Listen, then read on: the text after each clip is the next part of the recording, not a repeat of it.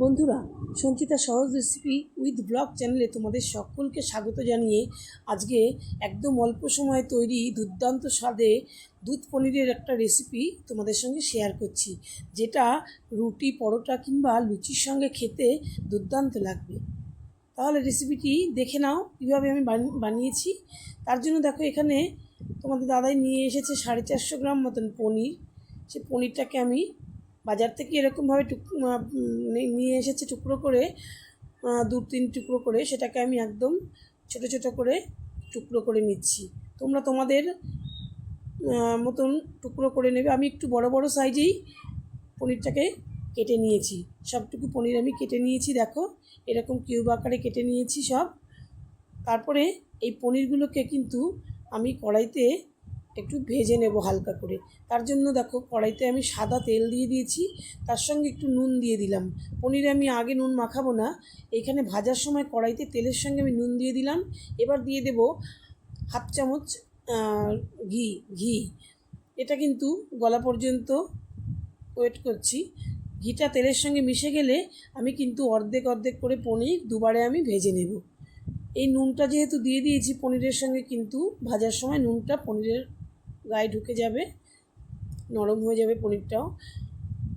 তো পনিরটা আমি ভেজে নেব একটু লাল লাল করে, কিন্তু আমি গায়ে কিন্তু বেশি যাতে লাল একদম হয়ে না যায়, সাদা সাদাই থাকে, সেরকম ভাবেই ভেজে নেব। আমি গ্যাসের আঁচটা কিন্তু খুব বাড়িয়ে ভাজবো না। তোমরা যারা যারা আমার এই রেসিপিটা দেখছো বন্ধুরা, তোমরা কিন্তু প্লিজ লাইক কমেন্ট অবশ্যই করো।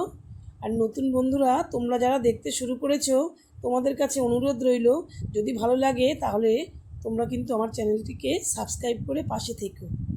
আমার দেখো এক ব্যাচ ভাজা হয়ে গেল পনির। আমি এই তেলের মধ্যেই আরও বাকি পনিরটাকে ভেজে নেব। এই তেলের মধ্যেই বাকি পনিরটাকে আমি ভেজে নেব। আর পনিরটা ভাজতে ভাজতে ওইদিকে আমি কি মশলা বানাচ্ছি সেটাও তোমাদেরকে দেখিয়ে দিচ্ছি। চলো, যে মশলাটা দিয়ে আমি তৈরি করব, খুব তাড়াতাড়ি হয়ে যায় বন্ধুরা এই পনিরের রেসিপিটি। এখানে মশলা বলতে নিয়েছি, দেখো 1 মুঠো কাজু বাদাম নিয়েছি, 2 চামচ সাদা তিল, এখানে তোমরা পোস্তও দিতে পারো তিলের বদলে। এখানে নিয়েছি 1 টেবিল চামচ চারমগজ বাটা। এটাকে শুকনো অবস্থায় পেস্ট করে নিলাম প্রথমে। তারপরে দেখো কোরানো আদা দিয়ে দিলাম পাকা কাঁচা লঙ্কা, আর এখানে দিয়ে দিলাম একটা টমেটো কুচি, একদম ছোটো ছোটো করে কেটে নিয়ে কিছুটা জল দিয়ে মিশিয়ে নেব।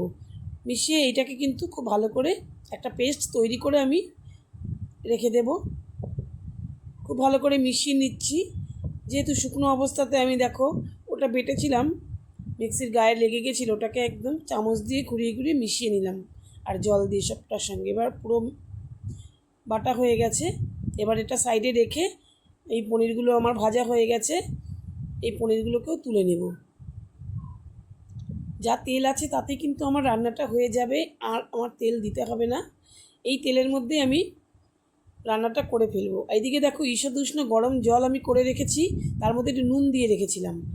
এবার যেই পনিরগুলো ভাজা হয়ে গেছে, এই ঈষদুষ্ণ গরম জলের মধ্যে পনিরগুলোকে দিয়ে রাখলাম, তাহলে কিন্তু পনিরটা নরম থাকবে। এখন পনিরটা থাক ওখানে ভেজানো। এদিকে আমি কড়াইতে দেখো তেলের মধ্যে একটা শুকনো লঙ্কা ফোড়ন দিয়ে দিলাম। শুকনো লঙ্কাটা দিয়ে এখানে গোটা গরম মশলা যেমন দারচিনি, এলাচ, লবঙ্গ, সাদা জিরে আর তেজপাতা, এগুলো দিয়ে আমি ফোড়ন দিয়ে দিলাম। যখন ফোড়নটার থেকে খুব মিষ্টি একটা গন্ধ বেরোবে, সেই সময় আমি এই যে বাটা মশলাটা করলাম, কাজু বাদাম, তিল আর সাদা তিল, কাজু বাদাম আর টমেটো, আদা, সব কাঁচা লঙ্কা সব কিছু দিয়ে এটাকে আমি এর মধ্যে দিয়ে একটু কষিয়ে নেব। যতক্ষণ না তেল ছাড়ছে একটু ততক্ষণ কষিয়ে নেব। এবার দিয়ে দিলাম একটুখানি দেখো জিরের গুঁড়ো, একটু ধনের গুঁড়ো, আর দেব একটু কাশ্মীরি লঙ্কার গুঁড়ো কালারের জন্য সামান্য, আর দেব পরিমাণ মতন নুন। এটা দিয়ে আমি খুব ভালো করে কষাতে থাকবো। কষিয়ে দেখবে একদম কড়াই থেকে যখন ছেড়ে আসবে, তত পর্যন্ত আমি এটা কষিয়ে নেব। নাড়তে নাড়তে দেখো তাড়াতাড়ি টেনে যাবে।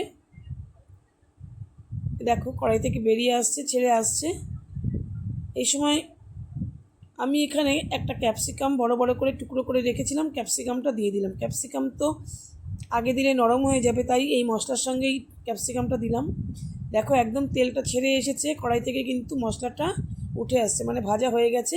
এবার কিন্তু ভাজা পনিরগুলো এর মধ্যে দিয়ে দিলাম। দেখো কতটা নরম হয়েছে, দেখো একদম সফট।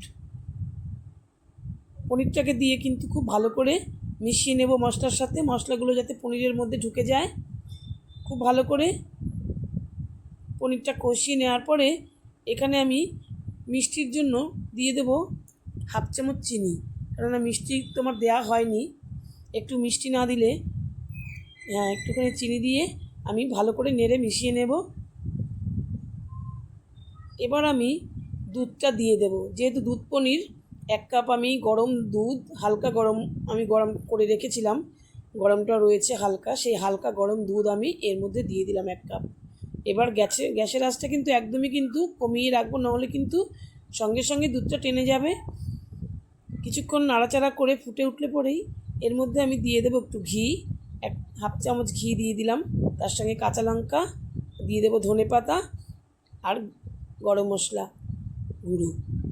হয়ে গেল আমার রান্নাটা একেবারেই শেষের পথে। আশা করি বন্ধুরা রেসিপিটা তোমাদের ভালো লেগেছে, আর পুরো ভিডিওটা দেখার জন্য তোমাদেরকে অনেক ধন্যবাদ। সকলে ভালো থেকো, দেখা হবে পরের ভিডিওতে। সকলে সুস্থ থেকো।